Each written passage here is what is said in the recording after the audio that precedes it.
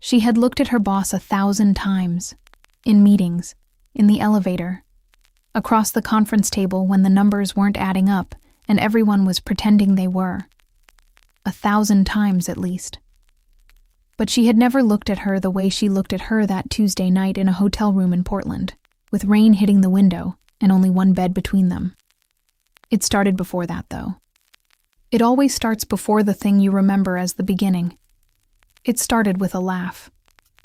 They were in the cab from the airport, and Sophia said something about the GPS taking them the long way around.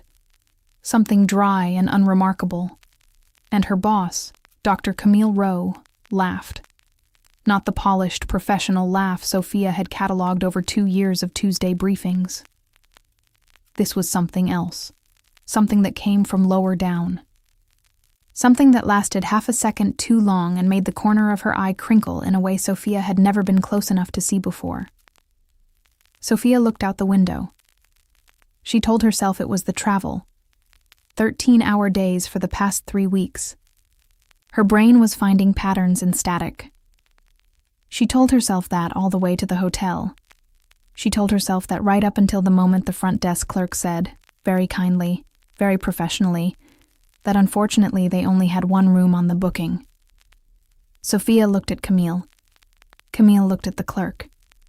And then, for reasons Sophia would spend the next 72 hours trying to explain to herself, Camille looked at Sophia instead and said, "We'll make it work." 2 words. She had heard Camille say far more consequential things. She had heard her negotiate contracts, restructure budgets, deliver feedback that rearranged careers. But those 2 words sat somewhere in Sophia's chest and refused to move. "We'll make it work." She told herself it was nothing. She almost believed it. If you want to hear uncensored, too hot for YouTube stories, check out my Patreon in the description. Sophia Reyes had spent 29 years being the most practical person in any given room. It was a skill she had developed young, out of necessity. She was the youngest of 3 sisters in a household where money was always a conversation and feelings were always a burden someone else was already carrying. She learned early to shrink the emotional footprint, to want less, need less, ask for less, to be useful rather than vulnerable. She was good at her job. She had been good at her job at every company she had worked for, and when she joined Meridian Consulting at 27, she was good there too. Better than good. She was precise and tireless, and she could walk into a client meeting knowing the numbers better than the client did. She had also, in those 2 years, learned to navigate Dr. Camille Rowe. Camille was the kind of person who made a room feel smaller just by walking into it. Not because she was imposing, but because she was specific. She wore her authority lightly, which made it more effective. She never raised her voice. She never needed to. She had this way of asking a question that made the other person feel like they had already given the wrong answer and were now trying to recover. She was 41. She had built the West Coast division from 12 people to 63 in 4 years. She had 2 citations in the Harvard Business Review and a reputation in the industry that preceded her into every room she hadn't entered yet. She was also Sophia's direct supervisor, her boss, the person who signed her performance reviews and recommended her for the Anderson project and forwarded her work to the partners with her own name in the email thread as endorsement. Sophia had enormous respect for her. That was the word she used, respect. She had been using it for 2 years as a container for everything that didn't fit anywhere else. The way she noticed when Camille wore her hair down instead of pulled back, and the way that shift did something low and quiet to Sophia's attention for the rest of the day. The way she had memorized the particular cadence of Camille's walk, purposeful, slightly fast, like she was always 5 minutes ahead of everyone else in her mind. The way Sophia's body seemed to recalibrate when Camille walked into a room, the way her peripheral vision reorganized itself without her permission to keep Camille in frame. Respect. It was a perfectly good word. It held a lot of things if you didn't press on it too hard. Sophia had spent 2 years not pressing on it. She was very good at that. Camille, for her part, was the kind of person who had learned, through experience and not without cost, to be careful. She had been in love twice, and both times it had required everything she had and left her with less than she started with. She was not bitter about this. She was realistic. She knew what she cost, and she knew what she required, and she had made a quiet, reasonable peace with the fact that not everyone could hold both things at once. She was also, and this was something she permitted herself to know only in the most private rooms of herself, tired, not of the work. The work she loved with a clarity that had never wavered. Tired of the version of herself she had to be in every room. The version that didn't need anything. The version that knew what to do next. The version that other people used as a fixed point to orient themselves by. She was very good at being that version. She was less and less sure it was a complete one. She had noticed Sophia the way she noticed things, with precision and without announcement. Noticed that she was careful with her words and careless with her loyalty, which was rare. Noticed that she laughed quietly and thought loudly. Noticed that she brought her full attention to whatever was in front of her, and that this was not as common a quality as people assumed. She had noticed all of this and categorized it appropriately and moved on. She was very good at moving on. The rain in Portland had other ideas. The conference ran Wednesday through Friday. The first evening, they had dinner with the rest of the Meridian team.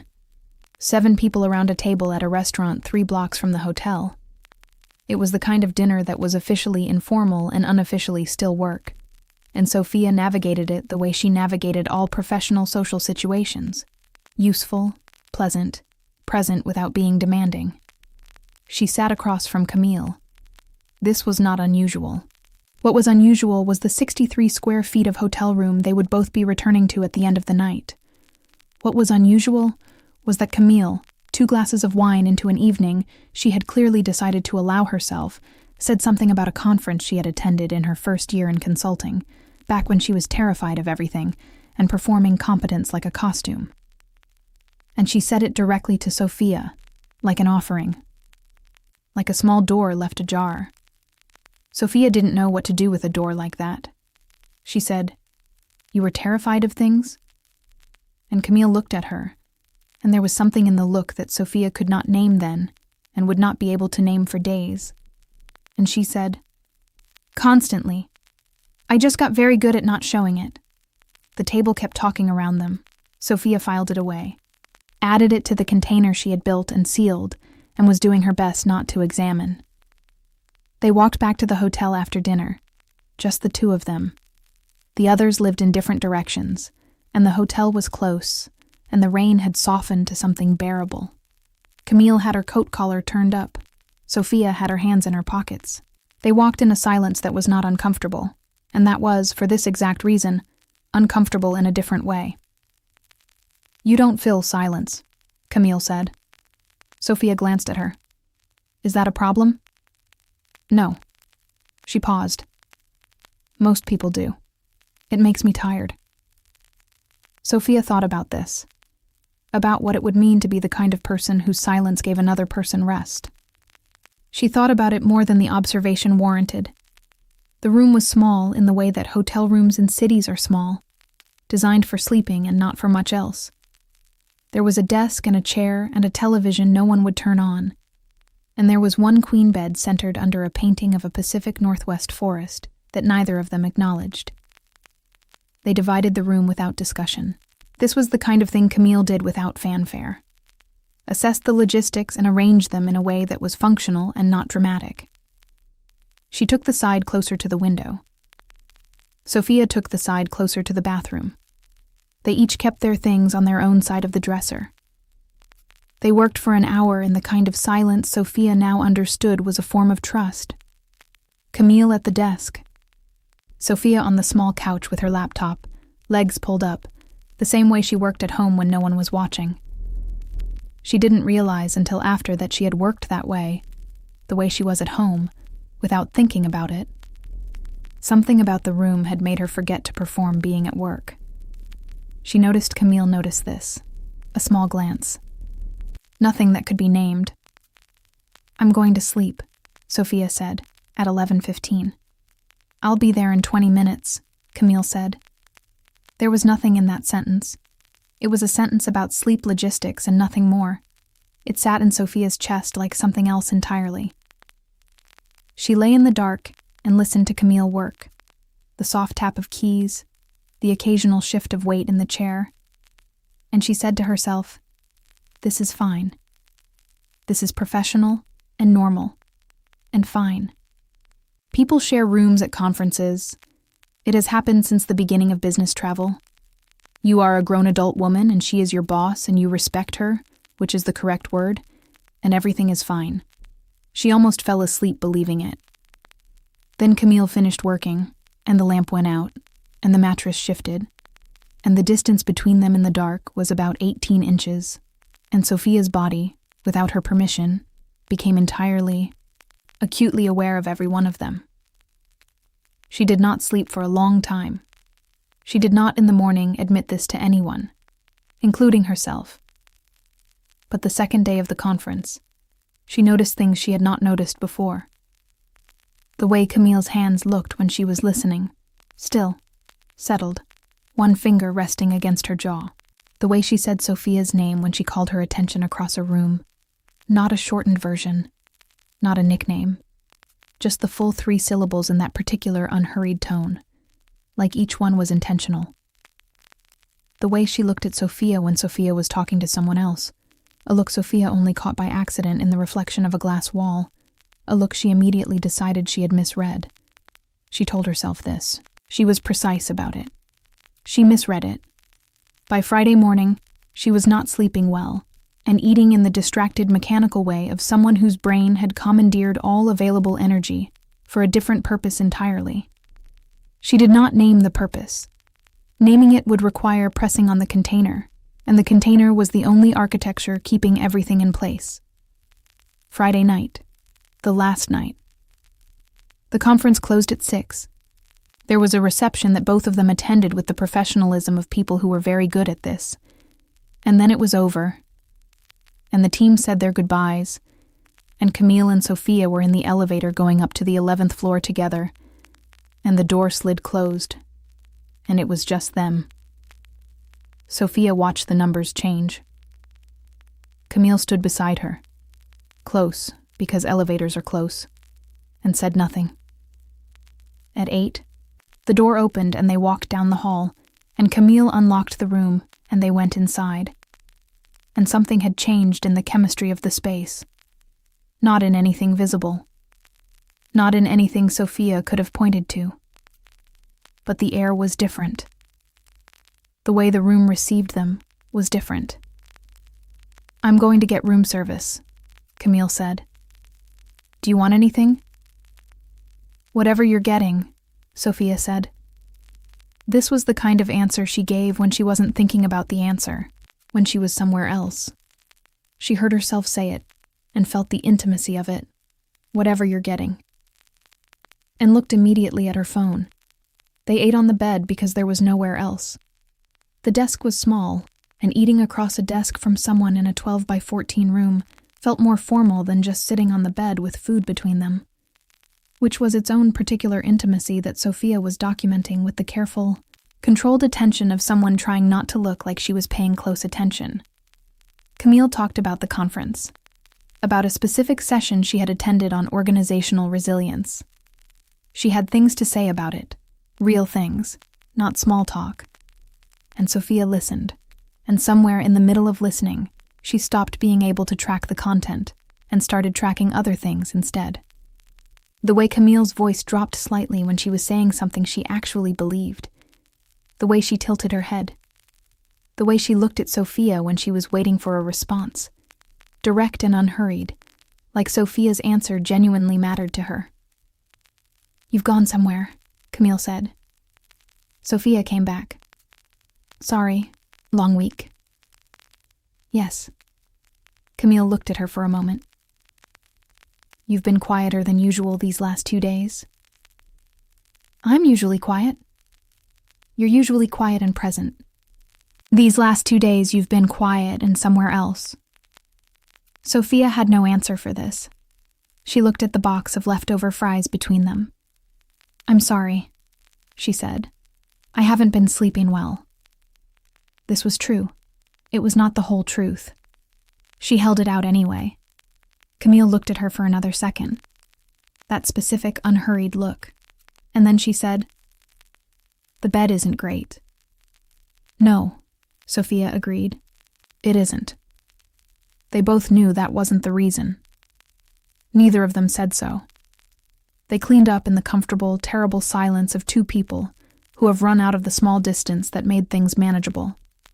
And then Camille went to the bathroom to wash up, and Sophia changed into the clothes she slept in. And when Camille came back out, Sophia was already under the covers on her side, lamp still on, doing the same thing she'd been doing for 3 nights, pretending to read something on her phone. Camille got into bed. She turned off the lamp. The dark arrived all at once. Sophia put her phone face down on the nightstand and looked at the ceiling. 18 inches. Maybe less tonight. Maybe she was miscounting. "Sophia," Camille said. Her voice in the dark was different. Quieter. The professional precision was somewhere else, and what was left was something underneath it. Something that sounded like the voice she used when she said she had been terrified of everything and had just gotten good at hiding it. "Yeah," Sophia said. A pause. Long enough for both of them to understand what the pause contained. "What's happening?" Camille said. Not an accusation. Not really a question. More like an acknowledgement. Like she had seen the thing that Sophia had been carrying for 3 days and was now naming it on behalf of both of them because one of them had to. Sophia's heart was doing something medically significant. "I don't know what you mean," she said. She knew exactly what she meant. Camille was quiet for a moment. Then, "Okay. Just that. Okay." Which was the kindest possible response to a lie they both knew was a lie. Sophia stared at the ceiling. She thought, "I could say something. I could just say it. It would cost me everything. My job, the 2 years I've built here, the version of myself that functions. But I could say it." She thought, "I could keep saying nothing. I'm very good at that. I've done it for 2 years. I can do it for 18 more hours, and then we get on a plane and it goes back to what it was, and whatever this was doesn't have to have a name." She thought, "I don't actually believe that anymore." The second thought was the true one, and it arrived quietly and without drama, and it changed everything. She lay very still. She did not say anything, and Camille, who could read a room better than anyone Sophia had ever met, lay very still beside her, and also did not say anything. And the silence between them held more weight than most conversations Sophia had ever had in her life. But before we continue, if you made it here, you already know this feeling. That specific, exhausting weight of caring about someone and having nowhere to put it. Click the like button right now. It takes 1 second, and it tells the algorithm this story deserves to be seen. And if you're not subscribed yet, subscribe and hit the bell. That way YouTube notifies you the next time a story like this one comes out. Now tell me in the comments, have you ever been in a situation where you knew exactly what you were feeling, but had no safe place to say it? How long did you carry it? Write it for me. I read every single one. And tell me what city you're watching from. I'll mark it with a heart. Now, back to our story. She woke up first. The room was gray with early morning light and Camille was still asleep. Face turned slightly away, breathing even. And Sophia lay there for 5 full minutes just existing with the fact of it. Not the fact of the room or the bed or the conference. The other fact. The one she had spent 2 years building elaborate architecture to avoid. She was in love with her boss. It arrived without ceremony, the way true things usually do. Not a revelation, more like a recognition. Like something that had always been in the room finally stepping into the light. She lay there with it, and did not feel the relief she expected. She felt, instead, the specific weight of something that cannot be unfelt. Something that, once named, requires a response. She got up quietly, found her clothes, went to the bathroom and stood at the sink and looked at her own face for a long time. She thought about the version of herself she had designed. Practical, useful, undemanding. The one who asked for nothing and wanted things quietly and filed feelings into categories where they wouldn't cause any trouble. She thought about how tired she was of her. She got her coat. She went down to the hotel lobby and sat in a chair near the window with a cup of coffee she didn't particularly taste and watched Portland wake up in the rain. And she thought, not about what she was going to do, but about what she actually wanted, which was different, which was something she had not permitted herself to do in a very long time. She wanted this woman. Not in some abstract future where circumstances had rearranged themselves into something safer. Now, impractically, dangerously, completely now. She also wanted her job, her 2 years of work, the professional identity she had built with genuine effort and real care, the recommendation Camille had given her, the trust that was specific and earned and not easily replaced. She sat with both of these things. She did not resolve them. She went back upstairs at 7:15. Camille was awake, sitting at the desk with her own coffee, dressed, laptop open. She looked up when Sophia came in, and there was a moment. Brief, dense, precisely the kind of moment that cannot be walked back from, where they looked at each other across the small room, and neither of them pretended. "Hey," Camille said. "Hey," Sophia said. It was a greeting and an entire conversation, and they both knew it. Sophia put her coat on the hook by the door and sat on the edge of the bed and looked at her hands. "I owe you honesty," she said. Camille was very still. "I've been strange this week," Sophia said. "And I told you it was because I wasn't sleeping, which is true. But that's not actually the reason I wasn't sleeping." Camille set her coffee down.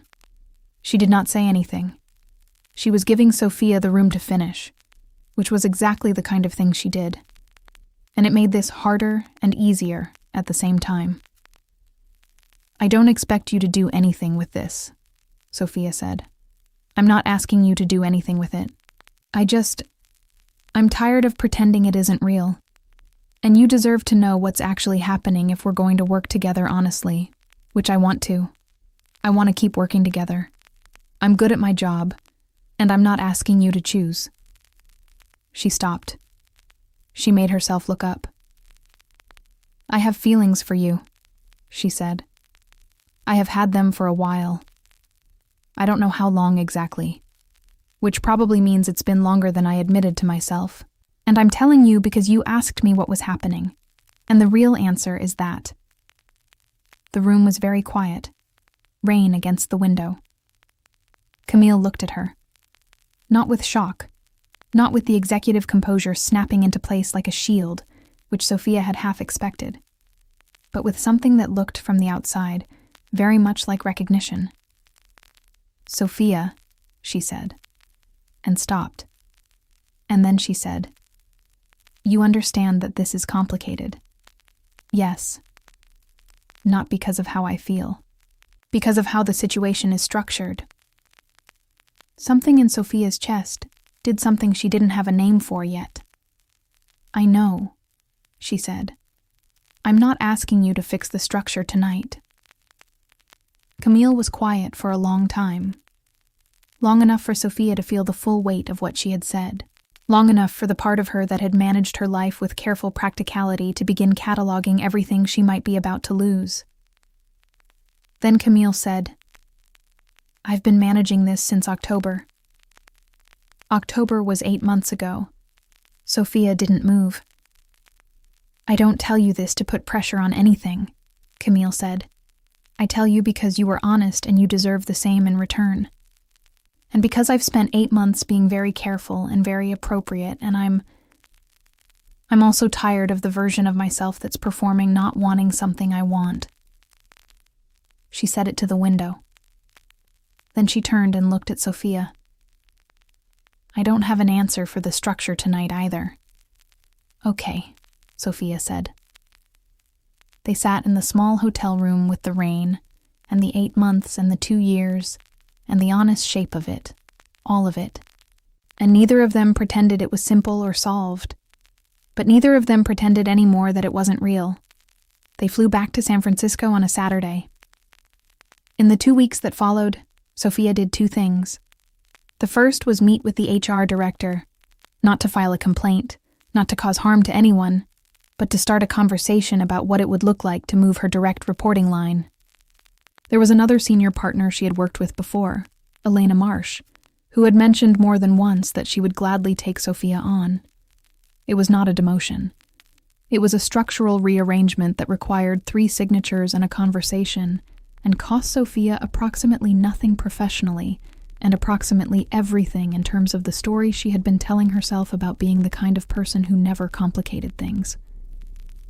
It was the most professionally courageous thing she had ever done. The second thing she did was go to Camille's office on a Wednesday at 6:15, when the floor was mostly empty, and close the door behind her and say, calmly, factually, the way she said things when she meant them, that the reporting line would be changed as of the 1st of next month, and that she didn't want to lose anything else by waiting for a better time that was never going to arrive on its own. Camille looked at her for a long time. She had the same look she'd had in the hotel room. Recognition. You moved the structure, she said. I moved the structure. A pause. By yourself, Camille said. You couldn't be involved in the decision. Conflict of interest. Sophia paused. I talked to Elena. She's expecting me. Camille said nothing for another moment. Then she said, Sophia, yeah. You know that people are going to have opinions about this. I know. Some of them are going to assume things that aren't flattering about how you got here. I know that too. And you're okay with that? Sophia thought about it honestly, the way she was trying to do more often. She thought about the version of herself she had been performing for 29 years. The version who kept everything small and asked for nothing, and wanted things quietly in the dark. She thought about how it had felt to say the truth out loud in a gray Portland morning, how the world had not ended, how the weight had not gotten heavier but lighter, not because things were resolved, but because she was carrying them honestly for the first time. I'm not okay with it exactly, she said, but I'm more not okay with the alternative. Camille's mouth did something that was almost a smile. The partners are going to notice the transfer, she said. I know. There will be questions. I'll answer them. Another silence. I've been the fixed point for a long time, Camille said slowly, like she was feeling the words as she said them. The one who doesn't need anything, who knows what to do. I've been that because it was necessary and because I was good at it, and because I didn't. I didn't have a reason not to be. She looked at Sophia. I'm not sure I want to be only that anymore. You don't have to be, Sophia said. Not with me. The words landed somewhere between them and stayed there. Camille stood up from behind the desk. She walked to where Sophia was standing by the closed door. Not quickly, not dramatically. The same deliberate pace Sophia had memorized over 2 years. And she stopped close enough that Sophia could see, in the particular quality of the late-day light coming through the office blinds, the faint lines at the corner of her eye. The ones that appeared when she laughed. The ones Sophia had only recently been close enough to see. Camille reached out and touched Sophia's hand. Her fingers rested there, just briefly, warm and careful, and entirely, unmistakably intentional. The 1st of next month, Camille said. The 1st of next month, Sophia confirmed. Neither of them moved for a moment. Then Camille let out a breath, slow, long, the breath of someone putting down something they had been carrying. And for the first time in 2 years, in 8 months, in 3 days in a Portland hotel room, She looked at Sophia without managing the look, without the professional frame around it. She looked at her the way Sophia had caught in the reflection of the glass wall, and decided she had misread. She hadn't misread anything. Sophia had built her whole life around asking for less than she needed. One Wednesday evening, in a near-empty office at 6:15, she finally stopped. She didn't have approval from everyone. She didn't have a clean, frictionless path forward. She had a coworker who gave her a look with no frame around it, and a reporting structure that would change in 30 days, and the beginning of something that would ask things of both of them. She had herself, whole, for the first time, and sometimes the most daring thing is simply to stop pretending you don't want what you want. If this story moved something in you, write courage in the comments. That tells me you were here until the end. And if you want more stories about women who stop choosing the smaller version of themselves, click on the video appearing on your screen right now. A big hug, and until the next story. If you want to hear uncensored, too hot for YouTube stories, check out my Patreon in the description.